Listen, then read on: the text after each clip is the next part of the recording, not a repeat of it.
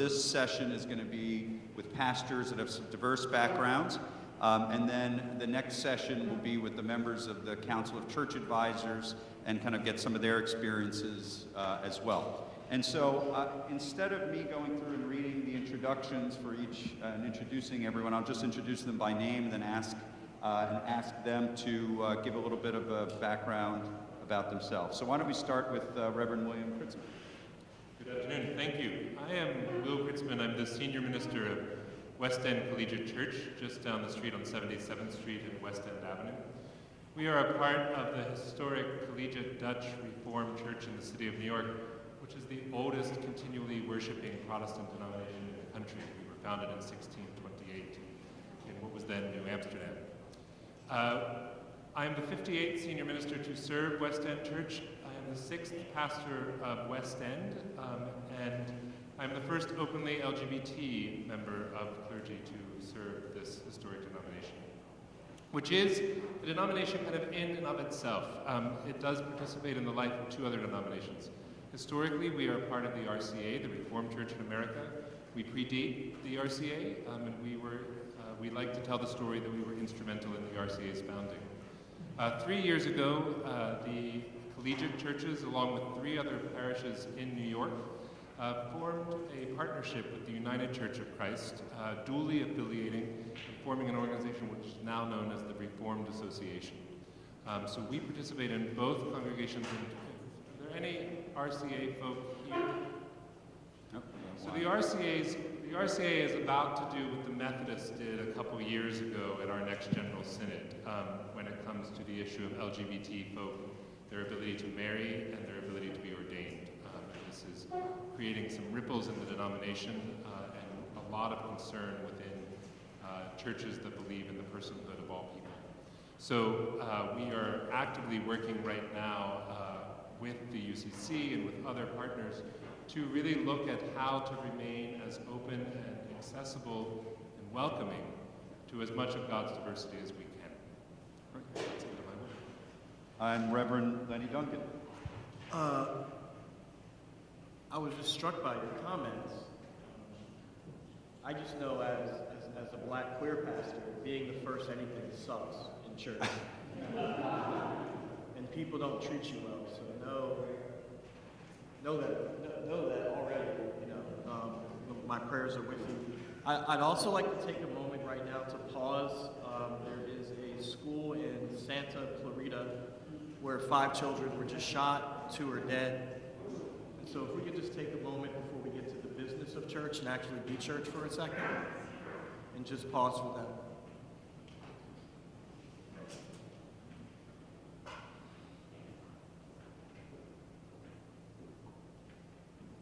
Amen.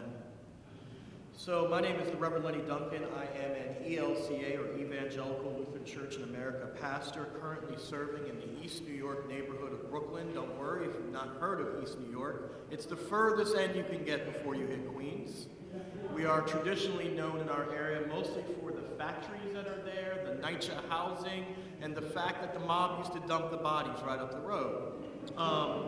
I serve in a traditionally African-American, African descent, and or black church there, right there on Linden Boulevard. We are called Jehu's Table. We are named after the first African descent or black pastor to be ordained in the Lutheran tradition. His name was the Reverend Jehu Jones.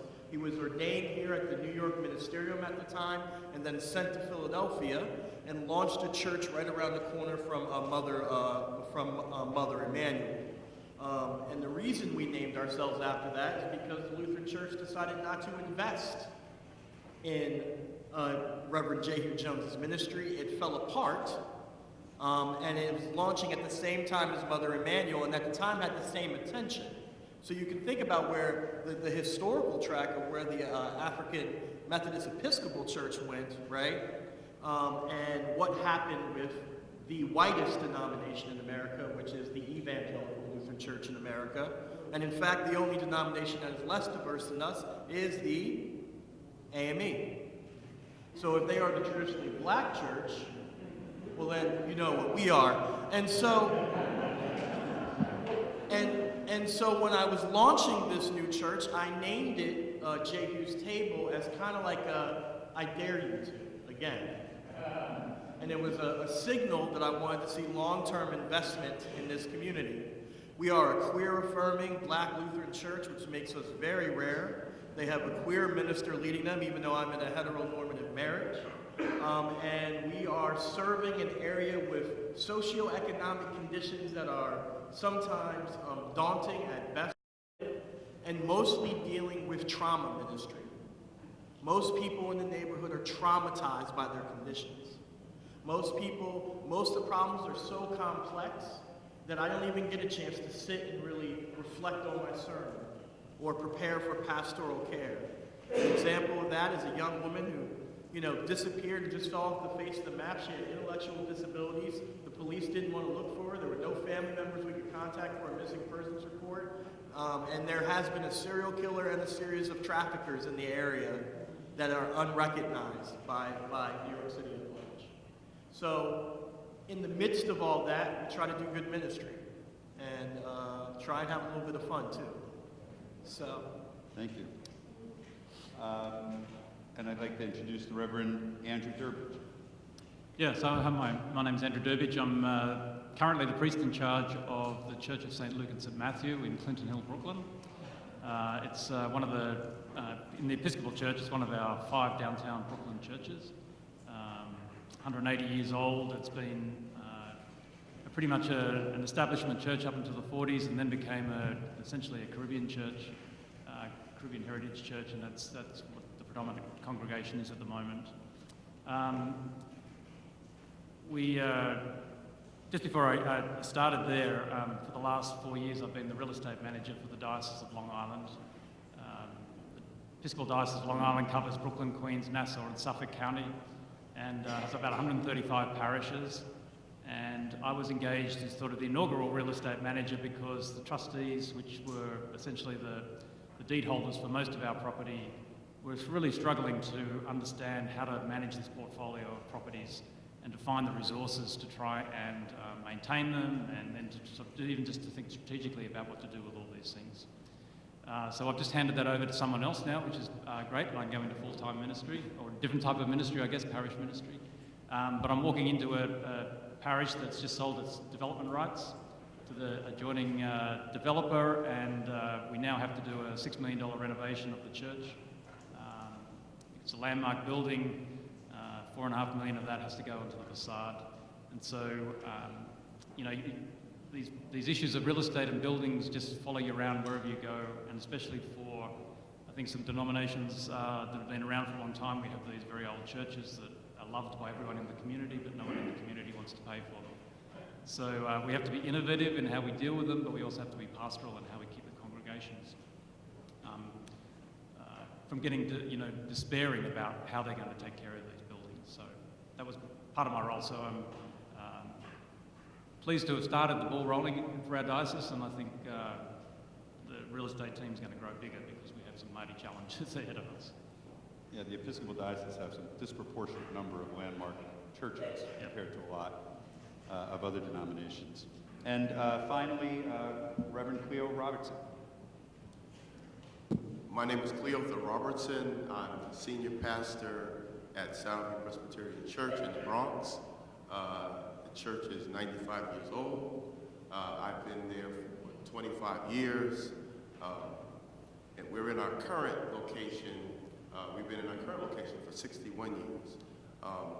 That's creating some challenges, an aging building, an aging congregation, and trying to position the church for when I leave and when I retire. I've been blessed to be bivocational. Not only am I a pastor, but I'm also a professor. Those of us who are only pastors as well, you can know the benefit of having another income. You can slow down a little bit at the church. What I've noticed over my 25 years at the church is that a lot of my concerns have been building maintenance. So the question has become, how can I really focus on the core of the ministry and not just maintaining a building?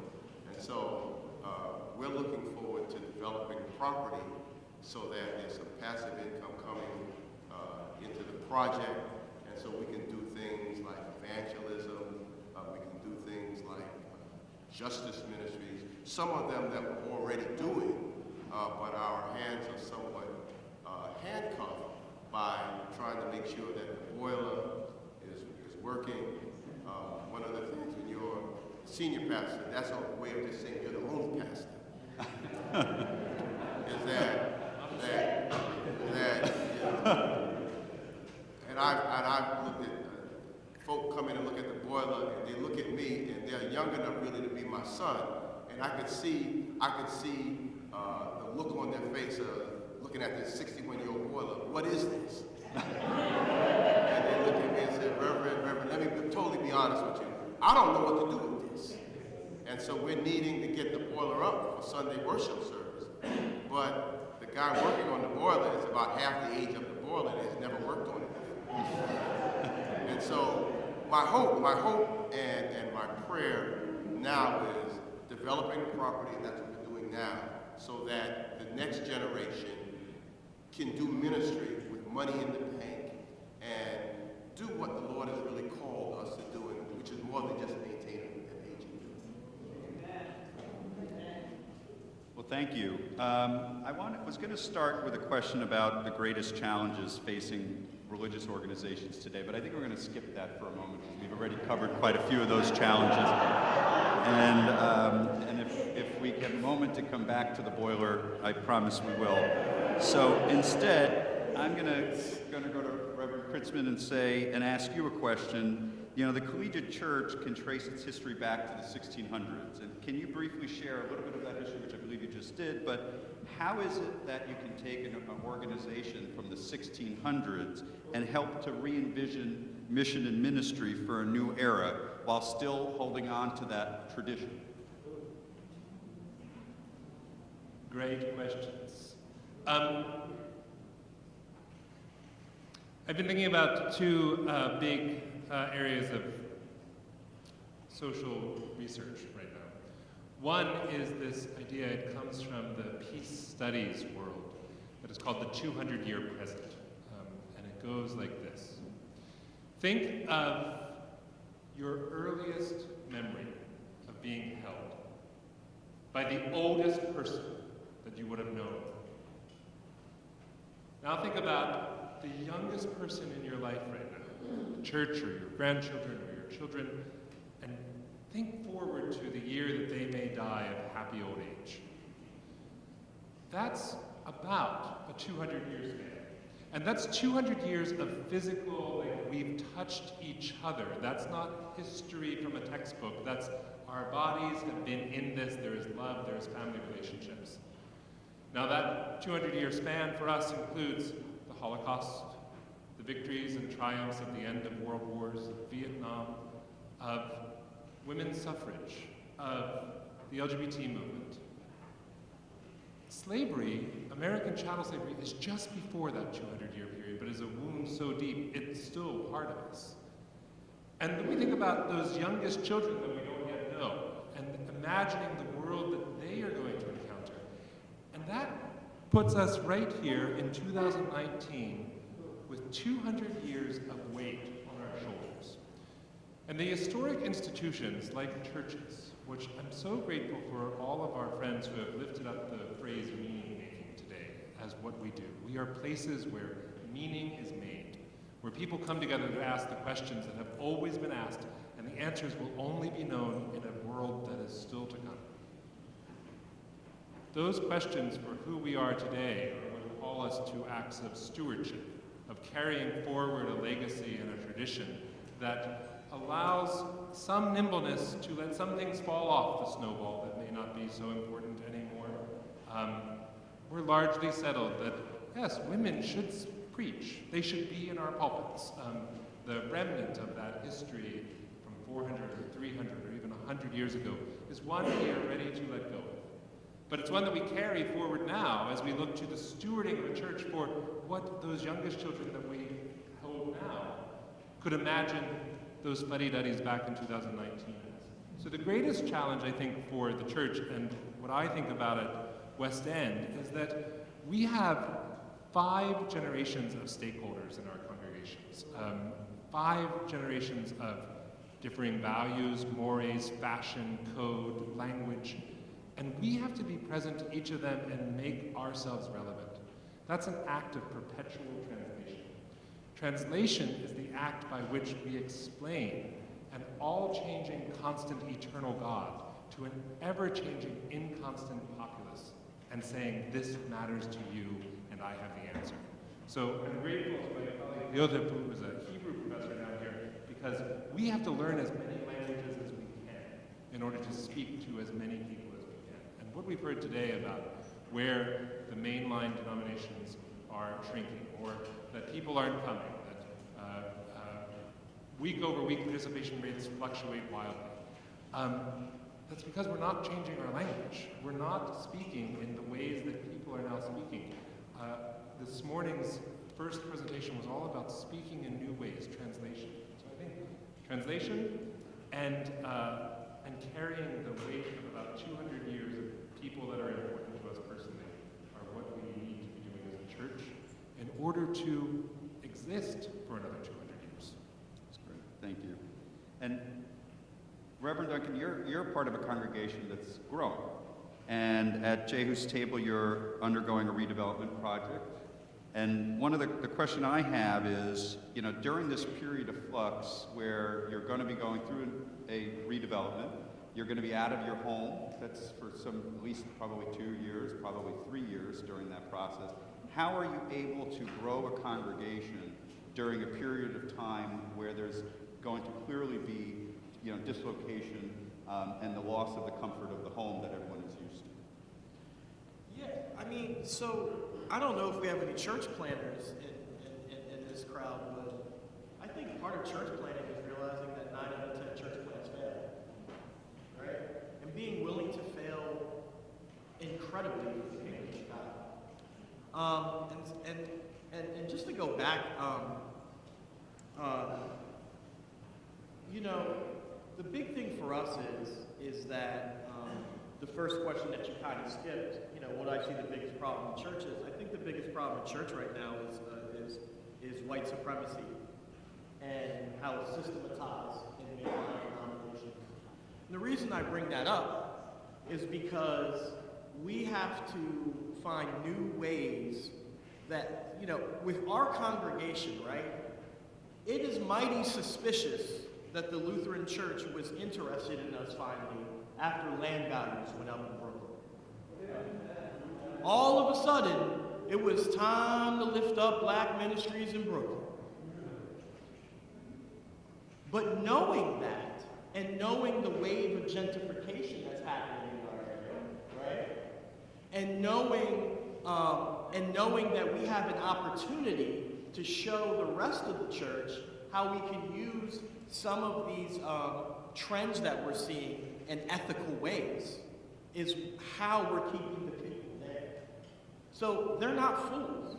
East New York is the only place that is gaining black home ownership in all of New York City. It is the only place that is 8 out of 10 of its residents are black or African American. The politicians there are keenly aware of the unique place that East New York is in that sense. And my parishioners are very aware of that. They are aware that the NYCHA housing, which houses about 150,000 people down the street, was just sold to a private equity firm. They are aware that all of a sudden there are new amenities happening in the neighborhood as young hip kids get closer and closer and closer to the area. They are aware of what's happening throughout the rest of New York City. And so what we've done is we've made the building project part and parcel of our witness for Jesus Christ in the area. And, you know, and we'll talk a little bit more about the design in a little bit, but everything that we've done with it has been about about an ethical approach to being church and changing communities within the inner city. That's why we're 100% affordable housing in our new project. We're putting up like over 140 units of affordable housing, and like actual affordable housing for the zip code, right? Because affordable housing in Harlem is a little bit different than East New York, right? Making sure that the stakeholders in the neighborhood like the local state senator, have a say in what goes in there. Making sure that what we do there with that space, that the place becomes like Jacob's Well, right? What happens at Jacob's Well? The woman's sitting there because she has to be there. She's getting water, right? She's there because that's a place where the whole community gathers. What happens to happen to her is she meets a man who tells her about her entire life and changes everything for her. And so we're trying to create a place like that, and to do that you have to create a vision like that. You have to help people understand that what you're trying to do is not what the church has typically done, which is really look like colonialization. The reason we have historically large black churches and mainline denominations is because of white flight. And then you left old buildings that were falling apart to us. And then you look at us and say, why can't you make it work? Even though all the investment in there has been taken out. So, honestly, being honest with people about that, being a truth teller, and still trying to create and work hand in hand with sincere partners like the Metro New York Synod to make that happen, I think is what we're doing. Sometimes, on our best days. Most days. Yeah. Reverend Durbidge, in your position with the Episcopal Diocese, where you served as real estate manager, you were responsible for all large real property projects for the diocese. Many churches face serious deferred maintenance issues, and in the case of the diocese, many are landmarks and require extensive expense to repair. How did you address these within the diocese, and what advice would you share with the folks in the crowd about real estate projects in general? Deferred maintenance, I think, is it's the millstone around the necks of so many churches, because it draws in so much energy from the congregation, just even to address the boiler issue on Sunday, which, how do you come to church and worship God when you're down in the basement trying to fix the boiler? So what we did when I started there was a couple of things. First of all, we wanted to raise awareness of how to address a number of the maintenance issues, common maintenance issues, roofs. We had this mandate to stop the water coming in. So what do you do with the roof? What do you do with the windows? Boilers, and a couple of other areas that are sort of common maintenance areas. And then we did some workshops around trying to educate vestries and the leadership of parishes to get them to understand that what is a deferred maintenance issue can't be deferred anymore. It's a false economy to just put maintenance off and not to allocate the funds toward it. Even though so much of the arguments that I've had on vestries is that, well, we need money for ministry. We're not going to replace the roof this year. We'll wait another couple of years.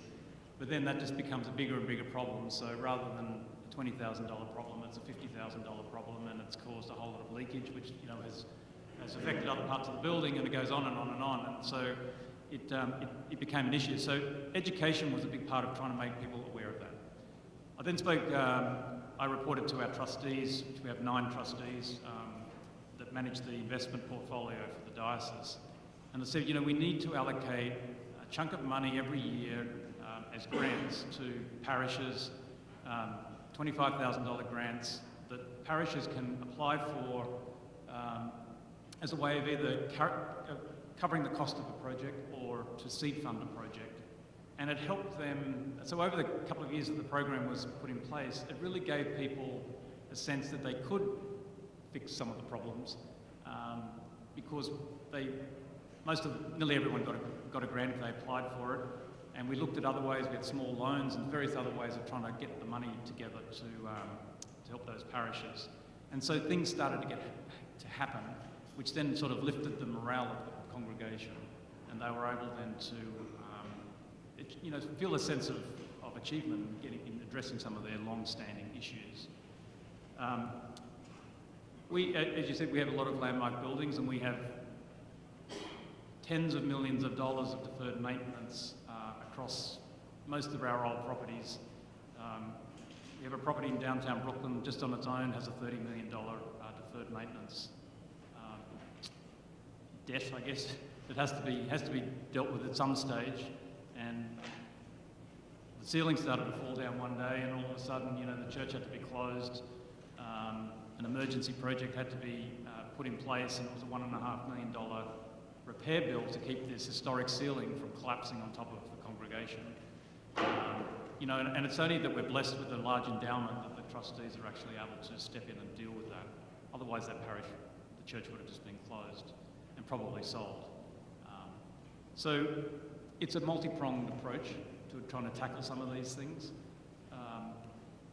On a sort of broader scale across the diocese, part of my role as the real estate manager was to look for development opportunities and trying to look at how we could raise capital from either selling land or leasing land, or doing a bit of both on parcels of land that we had, and then creating endowments for the long-term maintenance of these parishes. The church that I'm at the moment, we were fortunate enough that we were able to sell the development rights, the unused development rights, and we'll create a $3 million endowment, which will then provide a steady income stream. That the parish will be able to have a small percentage of it in the initial years, and then that'll taper down to only being able to draw 1% of the income from that endowment, so that endowment continues to grow. Part of the deal that was done was we signed a covenant, or we will sign a covenant with Landmarks, that every 5 years there has to be a condition report done, submitted to Landmarks, and so work has to be continually done on the property. And I can't imagine it being any less than $1 million or $2 million every time, every 10 years it has to be spent on the property. So this endowment will be able to generate the capital to be able to do that, so that the congregation, as you said, setting up the congregation for the future. And this is what I've said to the congregation, is that what we're setting up for the future for a congregation that does not have to worry about this anymore, and that they can purely worry about the ministry to the neighbourhood and lay down all their fears. One of the advantages that you have here is that, you walk into a congregation, you have all this experience already. And then if you don't, your denomination has someone like you, which is a new thing even for your denomination. But there are a lot of churches that neither have someone that's in the congregation that has that kind of experience, nor do they even have a denomination that has at least realized yet that it's someone that needs to be invested in. And I think that's, as I said earlier in the first presentation, which was, I think it's very important for denominations to be able to provide the resources that their individual congregations cannot do on their own. And if they don't do that, then what are you doing? Like, what's the purpose of that? And that doesn't mean you can, be there with buckets of $25,000 grants for everybody who shows up. But it's important that the educational programs exist, because, they should. I mean, most of the local congregations don't have them otherwise. And to be able to provide expertise when these opportunities come up, so that you don't get tripped up, because as you will, I'm surely tell, I mean, these projects are quite complicated, especially these development projects. And there are a million ways to, for them to go awry. That was not a question. That was just a comment.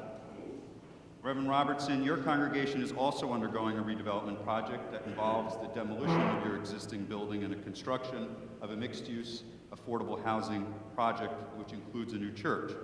How did your congregation come to decide on going down this path? And more importantly, and something that I experience often, is how do you gain consensus within your congregation to decide that this is the demolition of its building is the right thing to do? Well, I think one of the benefits of a long tenure as a pastor is that you can look at trends. So I came there in '94. The budget was about $94,000. Our budget currently is about $270,000. And so I'd always kind of look in the future, okay, where is this church going to be in 10 years, 15 years, 20 years? Some of my immediate concerns were just building maintenance, changing the windows. We had asbestos tiling on the floor. We had to get up some of the tiling. Some other cosmetic things we did there. But what became immediately apparent to me over the 25 years is that there were some big building issues that were going to come to fruition, and the congregation would not be able to take care of it. I looked at the boiler, aging pipes, and so I could see in the future that you would have a church needing some major structural changes, and they couldn't afford it. And for me to be there 20 years, 25 to 30 years, and then just retire, and then leave them there with an aging building, I think would be unconscionable for a pastor. You'd have to look to the future.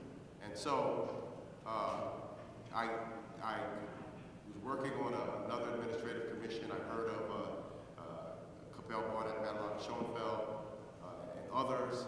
And so I looked at the possibility of just knocking down the building and having some housing there. So people have real heartstrings connected to their church. So you just can't say, announce one Sunday, I'm going to knock down the church, and we're going to move on and be happily ever after. No, what I first did was 3 of my closer elders I pulled in my office, and I said, this is what I'm thinking about doing. And these were ones who would not just give me a yes answer, they would give me the honest answer. So when I mentioned it to them and I couldn't read them at first. They were ecstatic. And so after I got those 3 elders, then I went to the larger board of elders. And I said to them, look, I've been here long enough, and we've been here together long enough that we can be honest with one another. And so we talked about the pros and cons. And then after I got my elders on board, then I met with our trustees and well as with our deacons. And then we talked about it, again, trying to gain consensus. And then after I got all of my leadership on board, then I took it to the larger congregation. And I said, these are the pros and cons. And by and large, there were some misgivings because it's the building that many of us got married in. The loved ones were funeralizing. So there were some heartstrings connected there, but their mindset was, Reverend, we have to go forward. And so the project had unanimous support from our congregation. But part of the larger presbytery, which means that we're answerable to a larger board and larger groups. And that makes the process a little bit more methodical. So, that was a gracious answer. A little bit more methodical. But I think even with that being said, you could have more hands on deck and more people involved. And so if it takes a little longer to make sure that we do the right thing, that was okay. And so the building is 8,000 square feet. The project is going to be, the new church facility will be 13,500 square feet. There'll be 10,000 feet for community use. So we're looking at maybe a pre-K scenario, something again to interact with the community. And then 86 low-income housing. And again, the issue, I want low income for the East Bronx and not low income for Manhattan. And so my hope and prayer is that when I retire, that the next man or woman who comes there won't have to grapple with all of the maintenance issues that I had to grapple with. And I think it would just be a win-win for everybody. So hopefully, as a young man in the church now, I'm trying to get into seminary, and I think he has a leaning there, so that if I can see who's going to be my successor, it can point me to the pastures of retirement. But it was just looking at the building need and being able to project and knowing that if I retire tomorrow, the church would really be in a dire scenario where they couldn't maintain the building. It's a remarkable number of churches. I say that is either one roof replacement or a boiler replacement away from closing. And when you look at a situation which is not that far-fetched, like another 2008 recession, it just will be remarkable to watch the number that will decimate during that period. That if there was more of that encouragement within the leadership to then get into the congregation to do something, even if that means upsetting the parishioner who's been sitting in the same seat for 50 years and her mom sat before that in the same seat. Sometimes you got to lose that person if you're going to maintain, and it's part of that, what we started off earlier saying, which is difficult decisions will need to be made, or I guarantee you they're going to be made for you. And so we better make them now, because there's still an opportunity for many of the churches, or else, then you don't have to make it. So now I'm going to come back to you, Reverend Crtitzman, and since you brought it up, I would like to ask that, as you're the first openly gay senior minister at West End, what does this mean to you personally? And what does or should this mean to the LGBT community, especially in light of the hurt and rejection that many in that community have experienced at the hands of their own churches? Sure. Wasn't a deep question at all. No. I grew up in a denomination that is not LGBT affirming, and personally left that denomination. Was very active. My parents were both very active. I was extremely active, leading the youth group. Pastors saying you have a call for seminary, and would you consider this? But in high school I started asking questions about why are there no women ordained, as a lead-in for, hey, I may not want to be married to a woman either. That was the safer way to go about it. When I got those clear answers about that was not ever going to be a possibility in that church home, I left church, as many of us do in our 20s, and I found comfort in Quaker meeting and practiced in Judaism for about 5 years, and found all sorts of other ways to express faith. And then I came to New York about 15 years ago, and it was in my kind of everyday working world. I was a theater producer and fundraiser for the arts. Started getting interested in bigger questions, like the big questions of meaning. And when you're in the arts and you're asking big questions and you want to ask a bigger question, the only conversation partner I could think of that was bigger than art was God. So I went to seminary to deal with putting these two halves back together. Two halves that split in the midpoint of the 20th century when the left claimed art and the right claimed God. And we can't seem to have a conversation about art and God without going through a superstructure, which unfortunately has pitted us and still pits us as a country and as denominations against justice issues. I'm the first LGBT and the first queer senior minister in collegiate history. Thank you for what you said at the start. For the first month, I heard every day some version of, but we've never had a gay pastor before. And are you going to make us a gay church? And what are you going to do? And what if we don't like this? And I called a good friend of mine and a mentor who's a senior minister, a woman, has been a senior minister for decades. And I called her and I said, hey, this is going on, what do I do? And she said, of course it is. Why didn't we think that this would happen? Of course it's happening. I spent 20 years of my career saying, yes, I know I'm a woman, let's now talk about something else. So this has been a real journey. I have just hired a new associate who is the first woman of color that West End Church has had in the pastorate as well. So we now have a nice gay guy and a black woman and I have another gay guy who's in charge of our youth group, and the congregation is very nervous here in the West Side of Manhattan. And they're now asking these questions about, wait, we're not only going to be a gay church, but we're going to be a black church. And I keep telling them, because this is what I believe, is that the phrase, all are welcome, this phrase that we all love, that's going to be written on our church's tombstones. Because it's not anyone, it's trying to be everyone. And no one likes to be all. Everybody likes to be each. The gospel is very specific. Jesus didn't go minister to all people.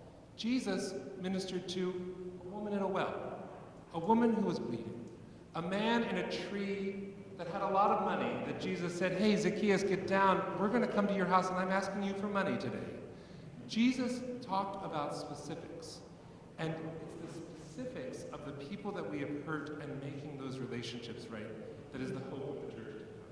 So we can't be all or everyone if we're not first each, and first realize that this God who knows the number of hairs on our head, who created us in all of our diversity, as an expression of that eternal word that is itself diversity, We have to get better at talking about this. And it's something, Renato, to your personal question, that is a great weight on the person of William Crtitzman that I carry every day. That this is the cross that I am carrying, following Jesus, who I happen to like a whole lot, and who points us to a God that says, all of you are welcome, but I'm not going to call you all. I'm going to call you by your name, and I'm going to know every detail and longing of your heart, and I'm going to love it. Thank you.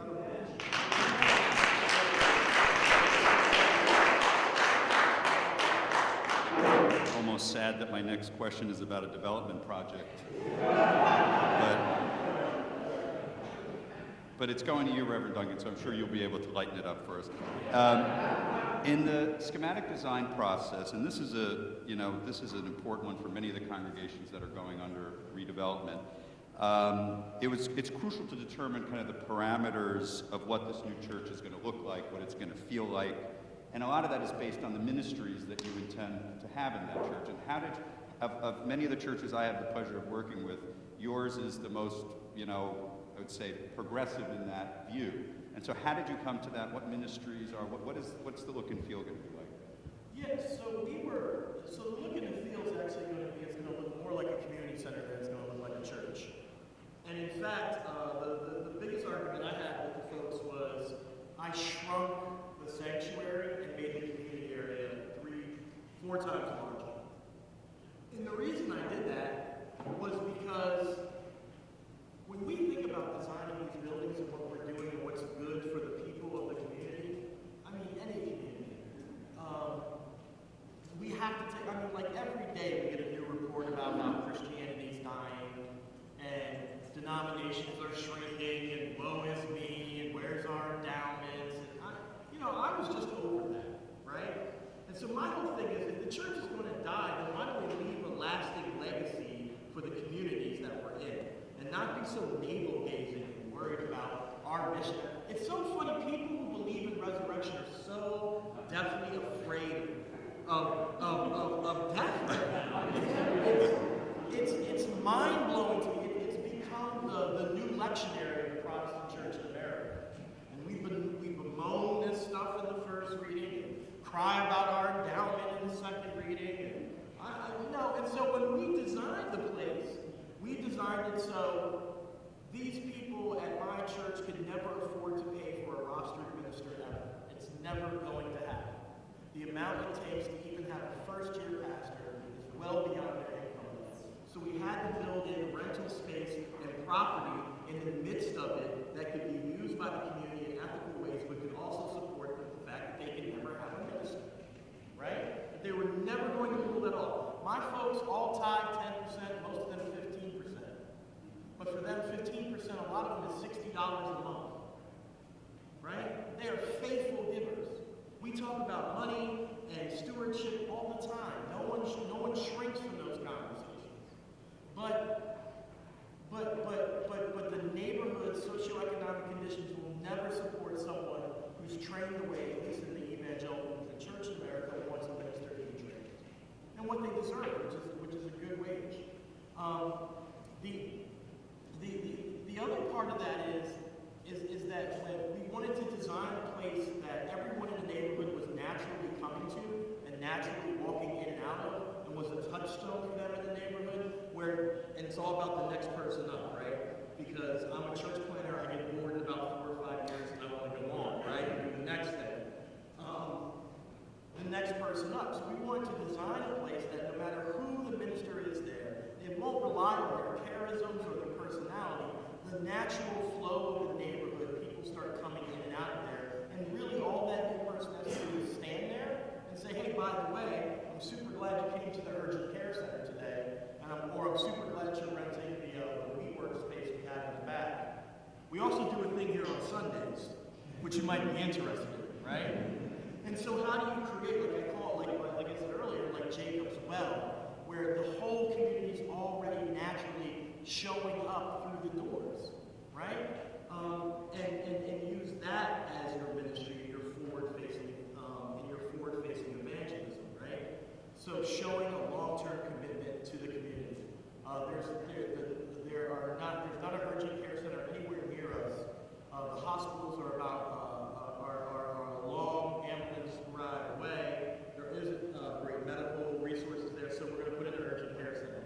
not a place where young black entrepreneurs can sit down in a suit with a decent-looking office and represent their new business or startup in a way that gives them a sense of self-respect and gets guys like you, Renato, in fancy suits to respect them back, right? You know what I mean? I don't usually wear suits. I know. Just teasing. Just today. I'm just teasing. You're the only one I know I can break from. So, right? So how do we create that space for them? Then also, how do we create the sanctuary in a way that it's not the dead center of what's happening? It's off to the side, but it's something you can engage in, right? And then the lobby area is set up so people could come in, use the Wi-Fi, maybe buy some coffee, maybe hang out, as well as a large area where we can feed folks who are homeless or near homelessness, which is a lot of my folks, but also can be used as a banquet hall for more income for the community. And so we designed this really flexible space, right? And if we grow and we become a big church with 2,000 people, which sounds like death to me and I'll be out the door, but that next person, we even designed the wall so it can open up, so that dining area can become a much larger sanctuary that day happens, right? These are where we're ruminating right now. So all that stuff's just based on the principle of what's best for East New York, not best for the church. Because there are ethical ways to do that, which will maintain what we're really trying to do is keep a viable witness for Jesus Christ into the 21st century. Not put up luxury condos. At least for us. Right. Not that there's anything wrong with it. No, I understand. I know I put you in the hard way. No, well, that's okay. You know, and I'd be remiss if I don't always throw, at least at every single conference, that sometimes the mission and ministry goals of a church requires that luxury condos be built. Yeah, Maybe not in East New York, but if you're trying to fund certain other types of ministries, but you know, I don't have to go there. You could watch last year's 8-hour lecture on that. Thank you. Reverend Durbidge, one of the projects that you spearheaded, which is, I believe, currently in construction or nearly complete, is it complete? In the BSA. What's that? We're in the BSA. Okay. Is the supportive housing project that you're completing in Queens with the Ali Fournet Center? Can you tell us a little bit about that project and how and why the diocese chose to partner with the Ali Fournet Center on it? Yep. Yeah, this is a really interesting project for us and something the diocese had never done before. Ali Fournet Center is the largest LGBTQ emergency housing provider in the city, probably in the country too. I think they're very well respected. And they had been occupying, had a 15-bed emergency housing shelter in the basement of one of our closed churches in Astoria. And when I came to the diocese and I was going through sort of the list of the closed churches and what are we going to do with each of these churches, I met with the CEO, the founder of Ali Fournet Center, Carl Siciliano, and said, you know, Carl, what can we do here for you? And we have this site here, we don't necessarily want to sell it, we don't, you know, we're very cognizant of what your work is in providing these beds. We spent about a year trying to get a certificate of occupation for their space. They've been in there about 8 years. And during that time, we had a long conversation about how could we partner together for something for them that would be on the same site. So they went away and talked to a number of people and came back and said, look, we think we can do this supportive housing project, 22 apartments. And we then, in the diocese, we had to then say, you know, what does that mean for us? Are we going to just sell them the site, or are we going to land lease the site to them? And for me, it was more like, well, how are we going to partner with you and be a real partner with you and not just be a landlord because we own the land and we don't want to sell it? So started a conversation with the trustees and with our bishop about what it would mean for us to be a real partner, because we also see that there is a real ministry need for the homeless population that the Ali Fournet Center caters to. A lot of LGBT people have been made homeless because they've been rejected by their families because of religious reasons. And we wanted to be a counter to that. So this project was formed, and we also saw an opportunity that, you know, we wanted to provide, you know, some sort of chaplaincy services to this community who would be based on this site, and eventually to plant a church back in the sanctuary of the building that we were currently renting to other people, the sanctuary level, to another church, and to re-establish ministry on that site. So the project, it's been going now for 3 years, and it's been designed, and now we're at the Board of Standards and Appeals, because we had to get some zoning development controls changed, and these projects, as you said earlier, I think take a long time. They're complex, and we're hopeful that the BSA will support the project. It's fully funded by HPD and the Borough President's Office in Queens, and we have the diocese is putting in the land. So the Housing Development Funding Corporation that's going to be formed to take care of all of this will actually have the land transferred into that entity, and some of the trustees will sit on the board, as well as some of the leadership from the Ali Forney Centre. So we see that as being the dialogue that will continue in the future to make sure that that partnership really is a partnership and doesn't just become a real estate deal for us. That's great. And Reverend Robertson, you serve as a professor at seminary, and having both attended seminary and now being a professor at one, what do you believe all seminaries should incorporate into their curriculum besides how to repair a boiler, to better prepare pastors for the church of tomorrow and, quite frankly, today? I think one of the blessings that I had as a seminarian is a lot of my professors were bivocational. They were both pastors and then they were both professors. So that what would seep in the classroom would be nuggets of knowledge and experience from their tenure as pastors. And so I've been at a seminary, Alliance Theological Seminary here in New York City, since 2002, full-time since 2004. And I think at least what I represent for my students is somebody who can parse a verb, but also somebody who is pretty much a practitioner. And so usually what can trip up a new minister who is wet behind the ears, if you go straight from college, go to seminary, you can come out to a congregation in your mid-20s. What usually will trip them up are some of the practical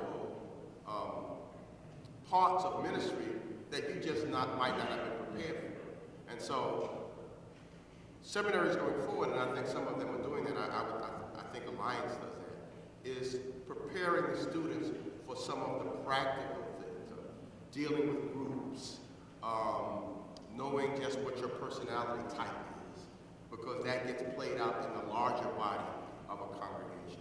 Also knowing what are the kind of maintenance issues will be involved in a church scenario. Also, if you're a pastor, probably having another skill set besides being able to parse a verb and read church documents, maybe being able to work on a boiler. It's not a bad skill set to have. And so thinking out of the box, and I think a lot of the clergy now have that, because probably you've seen over the last, and I've seen this over the last 30 years, a lot of clergy come back to seminary as a second career. Most of them have been out doing other things, so that then as a pastor, they have another larger skill set, which is beneficial to the church. But for me as a professor, looking at some of the wet behind the ears students who are coming up, letting them know that you can do an MDiv, but you can also do an MSW, do an MDiv, but you can also do an MBA, do an MDiv, but you can also become a certified teacher, so that you have another skill set. But also, what I've learned is those other skill sets then can be translated somehow, some way by God's providence and grace into something you can use at the church. I worked at a not-for-profit before I came to the church, and I learned how to read spreadsheets and manage budgets. So by the time I got to the church, I knew how to do that. The church, they weekly were just writing down how much money came in and what the bills were. So they never knew what happened the year before, the month before. So that we were able then, because of some experience I had, because my clerk of session was a banker, being able to put the finances on Excel so that then we can start looking at yearly projections, 2 yearly projections, 5-year projections to see just fiscally where the church was going and what some of the problems might be. And so just to kind of wrap it up, just letting students know and seminaries know that there are some real pragmatic issues that address all churches and pastors. And if the pastors are not prepared for that, their ministries can run into a lot of difficulty. Okay, so for my last question, and it's giving you an impossible task, which is in about a minute, all right, in about a minute, I want to give you a blank slate and ask you to paint a picture for us of what the church of tomorrow looks and feels like. Take us through your vision of what church can and should be. Why don't we start with you, Reverend Crtitzman?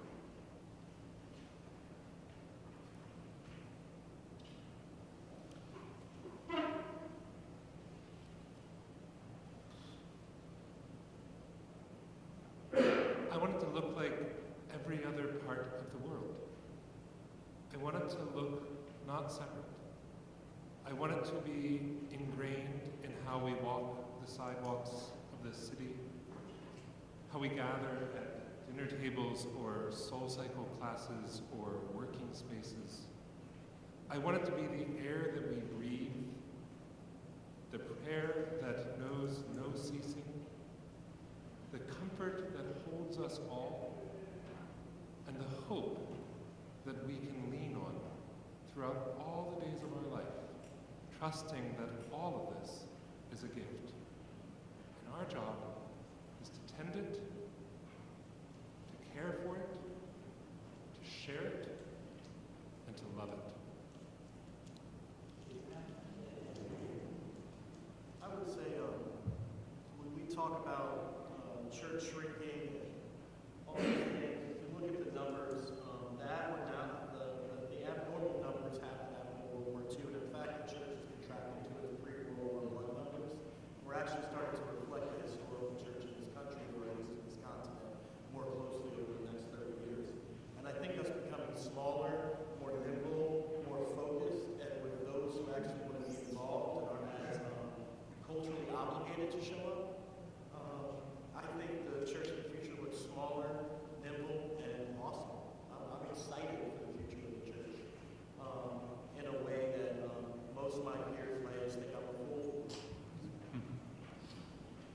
Yeah, I mean, I'm excited for the church too. I think I really don't like people talking about the fact that the church is shrinking and it's such a bad thing, because I think those that love and worship Jesus Christ will gather in any sort of place, gather together just for worship, and it's that coming together in community that I think is the core part of church. It's been that way for a couple of thousand years, and I think it'll always be that way. I think what we do have to do is break down fear about what it means to be nimble and to be small and to be able to fully engage communities and be as dynamic as the communities are, not to be trapped in these big old buildings that so shape people's faith journeys and sort of outlook on their faith, that it is the millstone that I think that drags them down. So yeah, I completely agree with you. Small, nimble, and being able to just continue to love and worship God.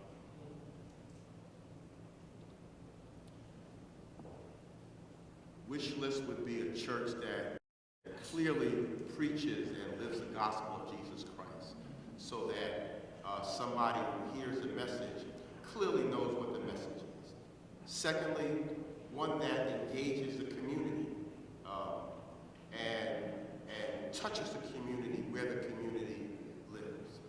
I'm in the East Bronx, where the church is located, a church that has to deal with social justice issues and do it in such a way so that social justice issues and the preaching of the Gospels are not oxymoronic, that social justice issues are a part of the gospel.